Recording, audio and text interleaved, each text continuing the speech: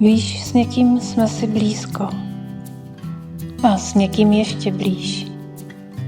Nevím zatím, kam patříš ty, ale rozhodně se naše vzdálenosti se sakramensky zmenšujou, když je řeč o nás dvou.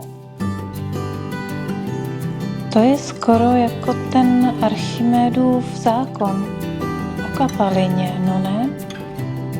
Ponořuju se níž a níž a čím jsem hloub, tím lehčí je se nadechnout.